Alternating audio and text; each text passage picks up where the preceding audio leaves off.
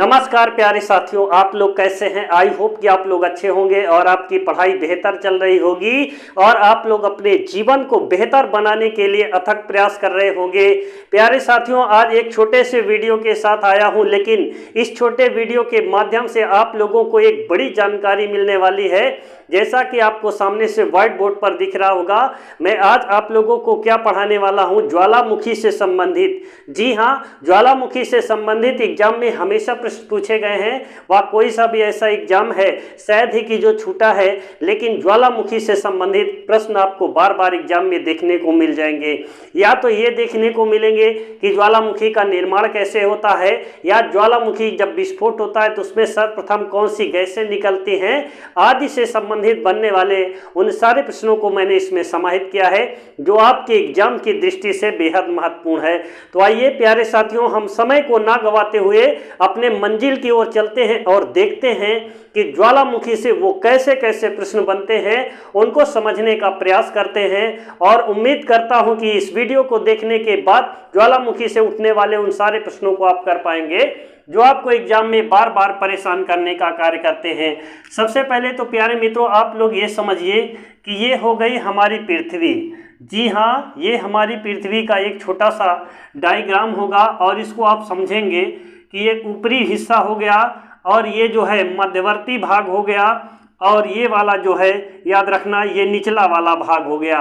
तो सबसे पहले तो हम ये जानेंगे प्यारे मित्रों कि इसमें पृथ्वी की जो ऊपरी सतह है, इसमें किसकी अधिकता है। तो इसको बोलते हैं शार्ट में सियाल, इसको बोलेंगे सीमा, इसको बोलेंगे सीमा मध्यवर्ती भाग को, और निचले वाले भाग को क्या कहेंगे, नीफे कहेंगे। प्यारे मित्रों, पहले इसको आप छोटा सा इसको समझ लीजिए, तब इसी से अभी प्रश्न आपको कैसे बना के दिखाएंगे, उन सारे प्रश्नों को आप देखिएगा। प्यारे मित्रों, सर्वप्रथम सिलिकॉन प्लस एल्युमिनियम की सबसे अधिकता है। सिलिकॉन प्लस एल्युमिनियम की अधिकता है एल्यूमिनियम। सिलिकॉन प्लस एल्यूमिनियम की अधिकता के कारण इसको सियाल बोला गया है। और सीमा को इसलिए बोला गया है सिलिकॉन प्लस मैग्नीशियम। क्या है, मैग्नीशियम। मैग्नीशियम की अधिकता की वजह, सिलिकॉन प्लस मैग्नीशियम की अधिकता से इसको हम क्या बोलेंगे, इसको सीमा बोलेंगे। सिलिकॉन प्लस मैग्नीशियम और सिलिकॉन प्लस एल्युमिनियम। और प्यारे मित्रों, जो पृथ्वी का निचला वाला हिस्सा है, इसमें क्या बोला, निकेल प्लस फेरस की अधिकता है। जी हाँ, इसमें निकेल प्लस फेरस की अधिकता है। तो यहाँ से प्रश्न क्या पूछे जाएंगे, जो मैंने आपको ये बता दिया है। प्यारे मित्रों, यहाँ से कुछ ऐसे प्रश्न बनते हैं जो बच्चा कंफ्यूज होकर के गलती करता है। और गलती क्या होती है, पूछता है पृथ्वी के नीफे का टेम्परेचर कितना है। तो इसका टेम्परेचर 5500 से 6000 डिग्री के बीच में है। कितना है, 5500 से 6000 डिग्री के बीच है। प्यारे मित्रों, इन्हीं से अभी ज्वालामुखी का प्रश्न बनेगा। उन प्रश्नों को आप देखने का प्रयास कीजिएगा, इसी से बनेगा। और प्यारे मित्रों, आप लोग को इसको इंग्लिश में क्या कहते हैं, इसको इंग्लिश में क्या कहते हैं, और पृथ्वी के निचले वाले जो भाग को इंग्लिश में क्या कहा जाता है। तो प्यारे मित्रों, इसे लिथोस्फीयर कहते हैं। क्या बोलते हैं, इसे लिथोस्फीयर कहा जाता है। इसको क्या बोलते हैं, इसको पायरोस्फीयर कहा जाता है। क्या बोलेंगे, पायरोस्फीयर कहा जाता है। और इसको क्या बोलेंगे, लिथोस्फीयर कहा जाता है। और प्यारे मित्रों, जो पृथ्वी के जो निचला वाला भाग है, इसे क्या बोलेंगे इंग्लिश में, तो इसे बोला जाएगा बैरिस्फीयर। क्या बोलेंगे, बैरिस्फीयर कहा जाता है। इन पॉइंट को आप नोट कर लीजिएगा, ये आपके एग्जाम की दृष्टि से बेहद महत्वपूर्ण है, इसलिए मैंने इन तीनों पॉइंट को यहाँ पर बताने का प्रयास किया है। और अभी आप इसी से देखिएगा ज्वालामुखी का निर्माण कैसे होता है, ज्वालामुखी का विस्फोट कैसे होता है, ज्वालामुखी के विस्फोट से कौन सी गैसें निकलती है, और उससे जो लावा निकलता है वैसे किस चट्टान का निर्माण होता है। उन सारे पॉइंट को आप देखिएगा, एक छोटे से चैप्टर के माध्यम से आपको एक बड़ी जानकारी मिलने वाली है।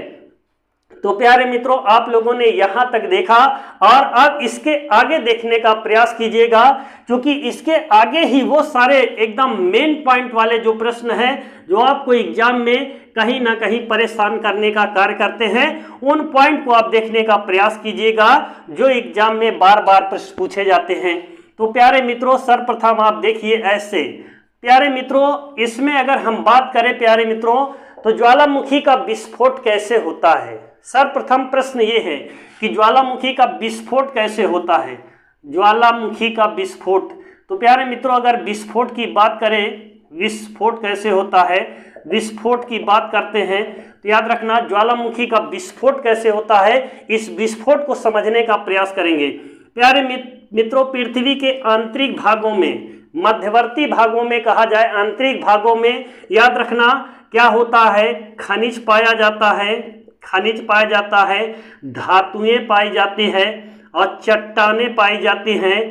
प्यारे साथियों, मेरा कहने का मतलब यह है, खनिज, धातुएं एवं चट्टानों के पिघलने से मैग्मा का निर्माण होता है। क्या बनता है इस मध्यवर्ती भाग में, इस मध्यवर्ती भाग जो आपको दिखाई पड़ रही है, ऐसे ऐसे मैं जो जलेबी की तरह आपको छान दिया है प्यारे मित्रों, ये है मैग्मा। क्या है ये? मैग्मा है। और इस मैग्मा का निर्माण किससे हुआ है?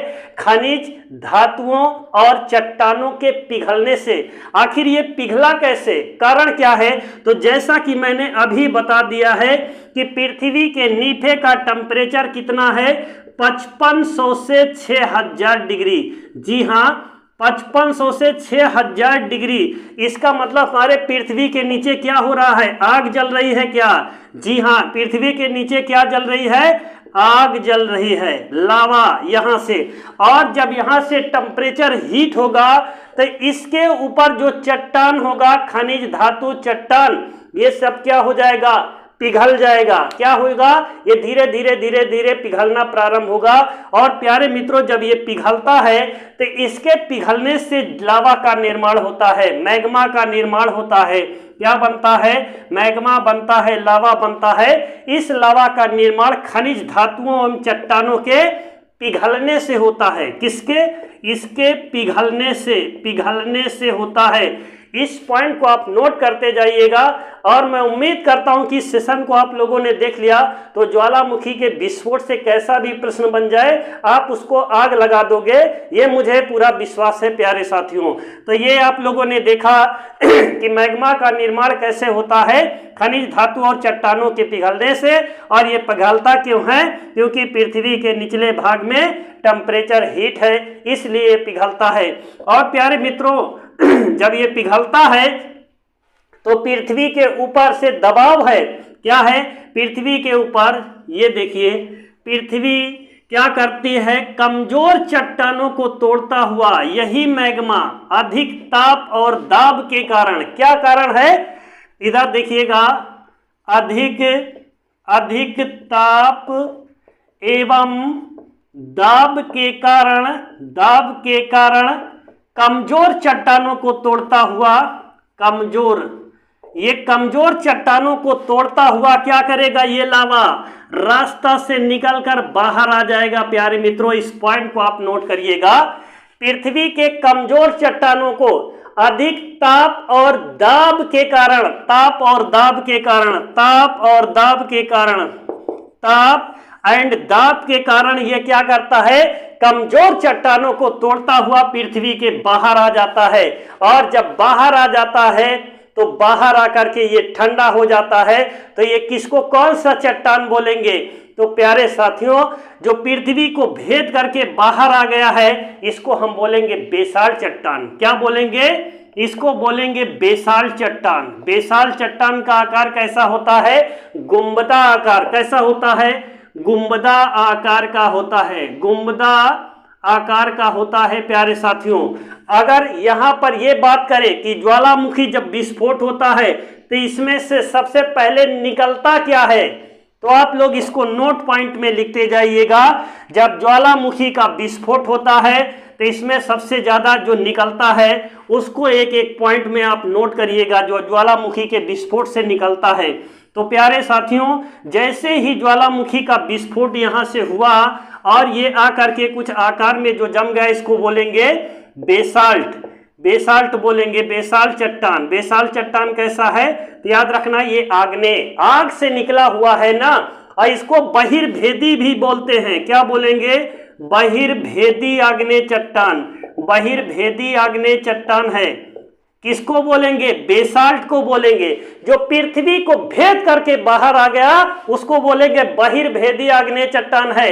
और जब इसकी पावर खत्म हो गई और जो इसके अंदर बच गया है उसे आंतरिक आग्नेय चट्टान बोलेंगे। जो पृथ्वी को भेद करके आ गया इसको बहिर्भेदी बोलेंगे। अगर बहिर्भेदी आपके ऑप्शन में नहीं मिलेगा तो याद रखना बेसाल्ट चट्टान मिलेगा। बेसाल्ट चट्टान से निर्मित भारत का सबसे बड़ा पठार कौन है? यहां से क्वेश्चन कई बार आया है। बेसाल्ट चट्टान से निर्मित भारत का सबसे बड़ा पठार, तो याद रखना बेसाल्ट चट्टान से निर्मित भारत का जो सबसे बड़ा पठार है, भारत का सबसे बड़ा पठार बेसाल्ट चट्टान से निर्मित, तो याद रखना दक्कन का पठार है। कौन सा पठार है? दक्कन का पठार। दक्कन का पठार है कहां प्यारे साथियों? तो दक्कन का पठार महाराष्ट्र में है। कहां पर है? महाराष्ट्र में है दक्कन का पठार जो बेसाल्ट चट्टान से निर्मित। वहां का पर चले जाइए आप, जितने भी पहाड़ हैं वो सारे आपको ब्लैक ब्लैक दिखेंगे। आप देखेंगे ये ज्वालामुखी का जो विस्फोट हुआ है तो इसमें से सबसे पहले क्या निकलता है? तो याद रखना प्यारे साथियों, इसमें निकलेगा सबसे पहले जलवाष्प निकलेगा। क्या निकलेगा? सबसे पहले तो जलवाष्प बहुत अधिक मात्रा में निकलता है, क्योंकि आप जानते हैं कि पृथ्वी के ऊपरी भाग में क्या है, थोड़ा नीचे जाएंगे तो जल है, और जैसे ही नीचे से ये धक्का लगाया, ये जो जल है कमजोर चट्टान को जो है फाड़ता हुआ आएगा, तो सबसे पहले आपको फुहारा निकलेगा, तेजी से गर्म जल निकलेगा। कैसा निकलेगा? गर्म जल निकलता है, और गर्म जल निकलने को ही क्या बोलेंगे? इसको जलवाष्प कहा जाता है। ये पृथ्वी को भेद करके आया है। और दूसरा फिर क्या निकलेगा? फिर इसके बाद CO2 निकलेगा। क्या निकलेगा? CO2 निकलता है। फिर उसके बाद क्या निकलेगा? फिर उसके बाद SO2 निकलेगा। क्या निकलेगा? इसके बाद SO2 निकलता है। फिर इसके बाद क्या निकलता है? इसके बाद CO निकलता है, कार्बन मोनोऑक्साइड, कार्बन डाइऑक्साइड और सल्फर डाइऑक्साइड निकलता है, जलवाष्प निकलता है। और क्वेश्चन यहां से क्या पूछता है कि ज्वालामुखी जब विस्फोट होता है तो उसमें किस गैस का निष्कासन नहीं होता है? ये पॉइंट में पूछा गया है। तो प्यारे साथियों, अगर जो नहीं निकलता है, जिसका निष्कासन नहीं होता, वह कौन सी गैस है? तो याद रखना ऑक्सीजन नहीं निकलता है। क्या नहीं निकलता है? ऑक्सीजन। यहां से ज्वालामुखी का जब विस्फोट होता है तो उसमें से ऑक्सीजन नहीं निकलता है। इस पॉइंट को आप नोट करिएगा, नहीं निकलता है। क्या नहीं निकलेगा? ऑक्सीजन इसमें से नहीं निकलता है। जब ज्वालामुखी का विस्फोट होता है सबसे पहले जलवाष्प निकलता है, CO2 निकलता है, SO2 निकलता है, फिर उसके बाद में कार्बन मोनोऑक्साइड गैस निकलती है और ऑक्सीजन का निष्कासन नहीं होता है। और जो पृथ्वी को भेद करके आ गया इसको क्या बोलते हैं? बेसाल्ट चट्टान बोलते हैं। क्या बोलेंगे? इसको बेसाल्ट चट्टान। अगर बेसाल्ट चट्टान नहीं है तो इसमें मिलेगा आपको बहिर्भेदी आग्नेय चट्टान। क्या है? बहिर्भेदी आग्नेय चट्टान। बहिर्भेदी आग्नेय चट्टान बेसाल्ट चट्टान को ही कहा जाता है प्यारे मित्रों। और अंतर्भेदी कौन सा है?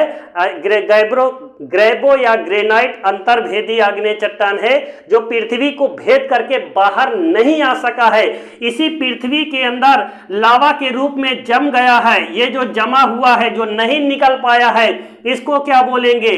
इसको ग्रेबो या ग्रेनाइट बोलेंगे। क्या बोलेंगे? ग्रेबो या ग्रेनाइट बोलेंगे। ग्रेनाइट ये कैसा चट्टान है? ये अंतर्भेदी है। अंतर्भेदी क्या है? अंतर्भेदी आग्नेय चट्टान है। अंतर्भेदी आग्नेय चट्टान ग्रेबो या ग्रेनाइट। बहिर्भेदी आग्नेय चट्टान बेसाल्ट, और बेसाल्ट नहीं है तो रायोलाइट। क्या है? बेसाल्ट नहीं है तो रायोलाइट होगा। बेसाल्ट या रायोलाइट कैसा चट्टान है? तो याद रखना ज्वालामुखी के विस्फोट से निकला हुआ चट्टान को बेसाल्ट चट्टान कहा जाता है। और भारत में बेसाल्ट चट्टान से निर्मित सबसे बड़ा जो पठार है वो दक्कन का पठार है। और प्यारे साथियों, इसमें से एक पॉइंट और समझिएगा जो आपके एग्जाम के लिए बेहद जरूरी है। अगर बेसाल्ट चट्टान जो काली मिट्टी होती है, काली मिट्टी का निर्माण भारत में कैसे होता है? जी हाँ, काली मिट्टी का निर्माण कैसे हुआ है? काली मिट्टी की यदि बात करें कि इस मिट्टी का निर्माण कैसे हुआ है, तो याद रखना बेसाल्ट चट्टान के क्षरण से। किस चट्टान के? बेसाल्ट चट्टान के क्षरण से हो गया है। बेसाल्ट चट्टान जब क्षरण होता है, टूटता है, तो याद रखना काली मिट्टी का निर्माण होता है। बेसाल्ट चट्टान के क्षरण से काली मिट्टी का निर्माण होता है। जी हाँ, काली मिट्टी बनती है बेसाल चट्टान के टूटने से। और इस मिट्टी में, काली मिट्टी में किसकी अधिकता, कौन सी खेती की जाती है? तो प्यारे साथियों, काली मिट्टी में कपास की खेती होती है। कौन सी खेती होती है?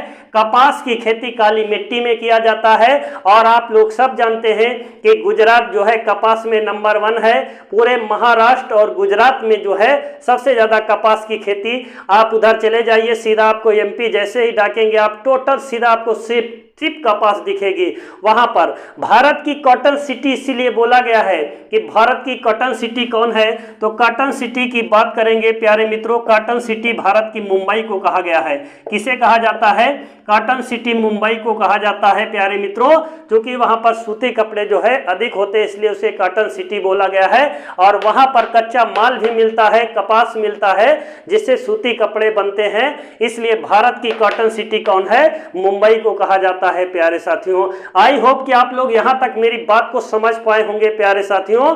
और अगर अभी आप लोग चैनल पर नए हैं, जो बच्चे चैनल को देख रहे हैं और वो नए हैं, तो कृपया मेरी उनसे गुजारिश है कि चैनल को सब्सक्राइब कर लीजिए, ताकि जो आने वाला वीडियो है उसका नोटिफिकेशन आप तक पहुंच जाए। और चैनल में आप लोग थोड़ा सहयोग करें इसे आगे ले जाने के लिए। और प्यारे मित्रों, चैनल पे जो नए हैं वो तो सब्सक्राइब करें और अधिक से अधिक लोगों के बीच में शेयर भी करने का कार्य कीजिएगा। और आज की क्लास को प्यारे साथियों यहीं पर अलविदा करते हैं। कल फिर से मिलेंगे, तब तक के लिए जय हिंद, जय भारत।